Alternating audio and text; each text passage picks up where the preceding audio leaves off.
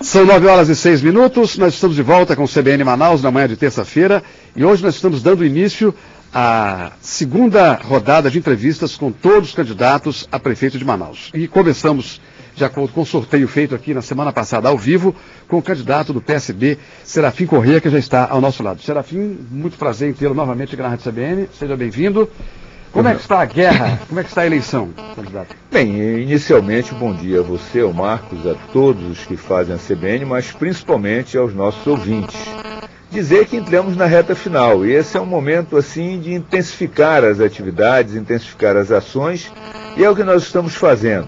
Recompensados e retemperados pelas manifestações de carinho que recebemos nas ruas, estamos seguindo em frente na certeza de que, na noite do dia 7 de outubro, estaremos no segundo turno. Candidato Serafim, faltou o amazonino na disputa para fazer o contraponto, para fazer uma comparação entre as duas administrações? Mas como? O amazonino está na disputa com duas candidaturas. Vamos esclarecer isso para os eleitores. Primeiro, candidatura do Arthur. Todos os secretários, exceto o secretário de Trabalho e de Habitação, que são do PT e que apoia a Vanessa, todos os demais secretários do Amazonino estão na campanha do Arthur. Toda a base de vereadores do Amazonino está na campanha do Arthur. Então ele está na campanha do Arthur. Agora, na Vanessa, ele foi mais além. Ele indicou o vice. E a Vanessa esconde esse apoio, né? Ela diz que tem o apoio da Dilma, do Lula, do Papa, do grande arquiteto do universo, do Eduardo, do Omar, mas esconde que ela é apoiada pelo Amazonino. Então o Amazonino, velha raposa, conseguiu colocar dois candidatos. E há uma tentativa, um esforço de fazer de conta que a campanha está polarizada, inclusive baixando o nível, foi ovo, foi cuspe, aí vem uma menina para a televisão, agride, e a Justiça Eleitoral manda tirar e não tira. A nossa campanha não tem nada disso, Ronaldo. Nós estamos fazendo propostas, conversando com os eleitores, uma campanha limpa, sem ataque a ninguém, agora fazendo o debate político. E o debate político significa dizer que precisamos deixar claro para a população quem apoia quem. Vanessa e Arthur são candidatos do Amazonino. Bom, eu assisti a sua propaganda política ontem à noite e o senhor começou a fazer uma série de comparações. Sim. O senhor com os outros. E o que o senhor pode ser melhor do que os demais candidatos? Bem, eu acho que vai caber ao eleitor julgar, mas a começar pelas propostas. Quer dizer, nós estamos aqui propondo o quê? Estamos propondo um computador por aluno na educação, a Mãe Manauara na saúde, as academias a céu aberto no esporte, a volta da domingueira, da integração temporal, da meia na catraca. Isso é um clamor. Isso é um clamor da sociedade. Nas nossas caminhadas, as pessoas vêm e, Sarafa, volta a domingueira, volta a integração temporal, volta a meia na catraca. Quer dizer, coisas boas que melhorarem muito o nosso sistema de transporte coletivo e que a atual administração acabou. Veja que os dois candidatos não podem falar em voltar, porque eu fiz e eles acabaram. Prefeito Serafim Corrêa, o senhor, claro que a base da sua campanha agora é o patrimônio eleitoral, né? Nenhum político vai abrir mão disso em momento nenhum. Mas o senhor tem um plano B, caso o senhor não vá para o segundo turno? O senhor entrará na campanha no segundo turno ou não? Peraí. Cada coisa a seu tempo. Nós temos que ver no dia 7 de outubro à noite quem foi para o segundo turno. Uhum. Nós temos convicção de que vamos para o segundo turno. O senhor já está articulando, então, apoio para a sua candidatura se o senhor for para o segundo turno? Eu respeito todos os demais. Uhum. Eu acho que cada um tem que respeitar um pedaço do outro. E aí eu respeito todos, sem exceção, desde dos mais apoiados até os menos apoiados, todos. E por isso não farei nenhum movimento em direção ao segundo turno antes de que se saiba no dia 7 à noite qual é o resultado da eleição. Agora veja a ironia, se o senhor for para o segundo turno, o senhor irá contra um candidato do Amazonino, não é? Sem nenhuma dúvida. E terá que buscar o apoio de um candidato do Amazonino também. Pois é, mas isso daí é um problema para o dia 7 à noite, a partir das 7 horas da noite. Tá certo. Essa campanha de agora, ela é diferente em que sentido da eleição anterior que o senhor venceu? Foi mais fácil, está sendo mais difícil? Os adversários são mais difíceis nessa eleição agora? Eu diria até que elas são parecidas, Ronaldo, porque em 2004, a eleição que eu venci, aliás, em 96 diziam que eu não ia para o segundo turno, eu fui. Em 2004 diziam que eu não ia para o segundo turno. O segundo turno seria Amazonino e Vanessa. E eu fui. E diziam que eu não vencia a eleição, eu venci. Em 2008, quem ia para o segundo turno não ia nem ter segundo turno. Depois era Amazonino e Omar. Aí chegou na hora, fui eu e o Amazonino. Então, as eleições são muito parecidas. Agora, o que eu vejo é que tentaram aqui em Manaus forçar uma polarização que não existe. Essa polarização que tentam vender, e até pelas situações mais delicadas possíveis, como agressões, mortes e tudo mais, ela não existe. Quem anda na rua sabe que a realidade é absolutamente outra. E no dia 7 à noite nós vamos ter a comprovação disso. Serafim, gostaria de ouvir sua opinião sobre a Ponta Negra, inaugurada, pronta e agora fechada. Olha só, ela foi apressadamente inaugurada. A maior prova disso foram 14 mortes. Aquilo é uma obra de engenharia que merece ter um outro tratamento. Assim como também aprontar um pedacinho da Ponta Negra. A parte que falta concluir é muito grande, é muito maior. Esse será um grande problema para a próxima administração. Eu tenho minhas dúvidas em relação à capacidade técnica da empresa que está fazendo aquela obra. E a maior prova disso, que alicerça as minhas dúvidas, é que o alongamento da praia terminou resultando na perda de 14 vidas, lamentavelmente. Candidato Serafim, normalmente o candidato começa a campanha com um plano ainda incipiente, um plano de governo muito... só apenas um rascunho, um esboço, e ele vai formatando esse programa ao longo das caminhadas, no contato com o eleitor. O que o senhor aprendeu aí com o eleitorado nesses últimos dias e que o senhor botou no seu plano de governo? O que o povo lhe pediu? Nós fizemos a coisa um pouco antes. Lá em dezembro do ano passado, nós decidimos que sairíamos com uma chapa Serafim Correia e Marcelo Ramos. E a partir daí, nós conseguimos ouvir setores, a fazer reuniões, a conversar com pessoas e a recolher anseios. Os maiores anseios de Manaus hoje são 5. Domingueira, integração temporal, meia na catraca, remédio fácil e a retomada do programa da água. Esses são os 5 maiores anseios. Aí eu fui a Curitiba e verifiquei lá Mãe Manauara, um belíssimo programa. Fui a Pernambuco com o nosso presidente Eduardo Campos, um computador por aluno. Em Curitiba também academias a céu aberto. E aí fomos consolidando e quando apresentamos ao TRE, apresentamos uma proposta que obviamente aceita contribuições.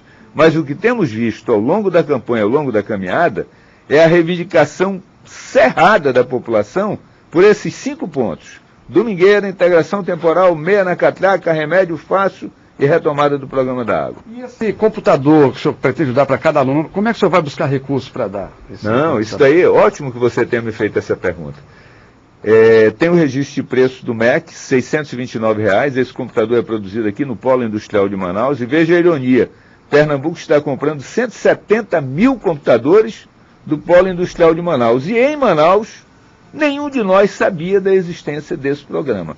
Esse programa é um programa do governo federal que deu mais isenção do que a lei de informática ou do que a Zona Franca de Manaus. Por isso, o computador que vira tablet custa R$ 629. Ele custa R$ 629 e serão 57 mil alunos. Portanto, 57 mil computadores. Multiplicando, dá menos de 36 milhões. O orçamento da CEMED ano que vem será de 850 milhões. Portanto, cabe dentro. E veja, isso aí vai substituir a despesa dos livros. Porque o aluno vai receber o computador com todos os livros do 6º ao 9º período embarcados. Com bibliotecas embarcadas, com livros... outros livros para ele ler já embarcados no computador. Todas as escolas terão 100 megas de internet, sistema wireless. Ele vai poder, quando estiver na escola ou no entorno da escola, acessar a internet. Com isso, nós vamos fazer um grande programa de inclusão social, educacional e digital. O ouvinte aqui, o Paulo Fontes, está indagando o seguinte: se o senhor for eleito prefeito, o senhor vai reajustar o piso dos servidores municipais? Porque até hoje os prefeitos têm reajustado apenas os salários das áreas de educação, saúde e finanças. Mas o piso, em geral, permanece o mesmo. Olha, vamos fazer justiça, Paulo. Os salários da Prefeitura de Manaus são bons salários. Os servidores municipais recebem salários acima da média do mercado. O que talvez ele esteja querendo dizer é que a atual administração não eleva o salário base e mantém o salário base e em cima dele adiciona penduricalhos que dão os vencimentos maiores. Nós fizemos o plano de carreiras e salários da saúde e da educação. Ficou faltando fazer o do restante da administração, para que você possa dar um tratamento igualitário. Tanto na saúde quanto na educação, é subsídio. O mesmo tratamento dado aos ministros do Supremo Tribunal Federal, aos procuradores da República, é dado ao povo da saúde e da educação no município de Manaus, graças ao plano de cargos, carreiras e salários. Esse é o caminho que nós entendemos como melhor para remunerar o funcionário. O senhor tem alguma ideia para resolver um problema crônico de Manaus, que é a questão do asfaltamento das ruas, que o asfalto dura até a primeira chuva, né, em Manaus? Qual é o problema de Manaus? Manaus foi uma cidade que cresceu à base de conjuntos habitacionais que, à época em que foram construídos, acharam que não tinham nada a ver com a cidade. E de invasões, onde não foi feita a drenagem, onde não foi feita a imprimação de base e subbase, e por conta disso, quando chove, a água não tem para onde correr. Como não tem drenagem, ela empoça. Aí forma um pequeno buraco e esse pequeno buraco vira uma cratera dentro de pouco tempo. Temos 6 meses de chuva, quando a situação fica muito adversa. Hoje, eu era criticado porque tinha buraco na minha época. 700 quilômetros de ruas rasgadas para colocar rede, 38 quilômetros de adutora, e isso gerou um problema. Hoje Manaus tem muito mais buraco, hoje Manaus está tomada pelo lixo, e o que está fazendo a CEMOSB? Está tapando o buraco com barro e cascalho. Não tem mais asfalto na CEMOSB, é lamentável isso. O próximo prefeito, seja ele quem for, se o povo confiar em mim, serei eu, vai enfrentar um baita problema, porque é a falta de manutenção da cidade de Manaus. O senhor acha que é possível resolver esses problemas da cidade sem o apoio do governo do Estado? A Prefeitura tem recursos? Olha só, você me dá uma belíssima oportunidade. O governo do Estado não só não ajuda, como prejudica o município de Manaus. Ainda há pouco eu falava ali fora com uma repórter, vou dar um exemplo. Em 2006, o ministro Saraiva Felipe veio a Manaus para assinar o convênio do SAMU. O SAMU é o seguinte, em todo o Brasil, 50% do governo federal, 25% do governo estadual, 25% do governo municipal. Quando chegou na hora de assinar, o governador disse, não, eu não vou botar os 25%. Eu vou fazer um concurso para os bombeiros transportarem os doentes. E aí o Saraiva Felipe virou para mim e disse, prefeito, pelo amor de Deus, não deixe o presidente Lula ficar nessa saia justa. Assuma os 50%. Eu assumi que o amazonino continua pagando 50% do SAMU. E o governo do Estado fora. Fez o concurso de bombeiro, não chamou ninguém. Então, esse é o lance. Outro exemplo, Ronaldo. Lembra dos 200 milhões de Quari, que foram tirados de Manaus e levados para Quari? Nós ganhamos em dezembro, o município de Manaus ganhou em dezembro no STJ. O CNJ aposentou um monte de gente por conta disso. E aí o atual prefeito, o Amazonino Mendes, vai ao então governador e diz, olha, está aqui, tem que me devolver 200 milhões de reais. O governador de então não devolveu, o atual disse que ia devolver, mas também não devolveu. Então, o governo do Estado começa ajudando a prefeitura se entregar à prefeitura aquilo que é direito dela. Porque o governo do Estado tem uma situação de dificuldades, tendo em vista aquela pisada no acelerador lá no fim do outro governo. Que o atual governador, pelo seu jeito, pela sua educação, tem feito de conta que não tem nenhum problema, mas ele está segurando um pepino. Então é bom a gente jogar aberto e dizer que o governo do Estado tem dificuldades orçamentárias, talvez até maiores que tem o município de Manaus. Agora, claro que o município, na República Federativa do Brasil, ele fica com 15% da arrecadação. A União fica com 60% e os estados ficam com 25%. É claro que o Estado deveria repassar mais para o município. É claro que a União deveria repassar mais. E aí você tem que correr atrás. No governo federal, é muito complicado você conseguir recursos. Não basta ser amigo, não basta ser parente, não é isso. você tem que ter bons projetos, tem que defender a viabilidade dos projetos e tem que vencer toda uma teia burocrática existente. Eu consegui captar 500 milhões de reais, mas essa captação aconteceu no último ano, terminou que esses recursos ficaram para o amazonino, e o amazonino não conseguiu gastar esses recursos ao longo dos seus 4 anos de administração. O senhor está falando das dificuldades do governo do Estado por conta do pagamento da ponte, é isso? Também isso foi uma das coisas. Aliás, deixa eu contar uma historinha aqui rápida para vocês. O BNDES entrou com 300 milhões e o Estado entrou com 50 milhões. E depois houve aquele reajuste de 650 milhões. E aí só o Estado entrou com 650 milhões. Resumo da ópera. O Estado entrou com 700 milhões e o BNDES entrou com 300, 350.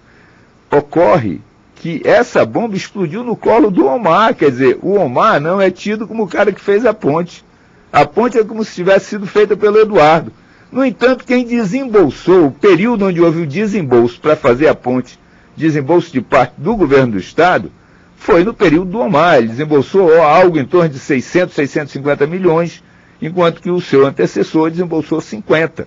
E o Omar, pelo jeito serão dele, pagos pelas gerações os outros 300 serão pagos pela atual administração e pelas futuras. Então é só para contextualizar. Agora, aproveito aqui para dizer o seguinte, que, no entanto, eu sou uma pessoa tranquilo, eu não tenho nenhuma dificuldade em conversar com o Omar, com o amazonino, com o Eduardo, com o Vanessa, eu converso com todo mundo, colocando de lado qualquer dificuldade pessoal e colocando em primeiro lugar a questão institucional. Prefeito, candidato Serafim, como é que será a questão da mobilidade urbana? Cada prefeito, cada candidato tem uma proposta de trazer o monotrilho, outro fala no BRT, outro fala no metrô.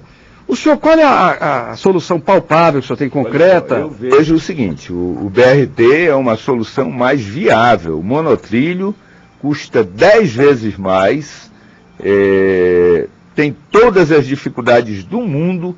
Esse projeto encontra-se arquivado na Secretaria do Tesouro Nacional. Aliás, isso é uma coisa que precisam avisar o governador, que o governador fala no monotrilho como se a obra estivesse em andamento. Não está. O processo está arquivado na Secretaria do Tesouro Nacional. Exatamente porque não houve capacidade técnica do governo do Estado de explicar a viabilidade do projeto. O BRT, a meu ver, é um projeto mais barato e mais eficaz. Deu certo em Curitiba, deu certo em São Paulo, deu certo em tantas cidades do mundo. Por que não vai dar certo aqui? Está na hora de começar a pensar em metrô para Manaus? Metrô é um preço altíssimo e vai levar 30, 40 anos para fazer a obra. É mais barato que é o mesmo preço do monotrilho. Pois é, mas por isso mesmo é que eu entendo que deva ser o BRT, que é 10% do preço do monotrilho. E é eficaz. Mas o Expresso não funcionou. Não, o Expresso não funcionou por 2 razões. A primeira delas, as paradas, que são esse terror que você está vendo. E segundo, que tinha que, por onde passa o ônibus, tinha que ter base, subbase, drenagem e concreto. Não tem nada disso. Aí a pista afundou, não funcionou. Foram essas 2 razões. Tem que fazer o projeto, tem que implantar o projeto em condições. O projeto implantado no Expresso não foi em condições.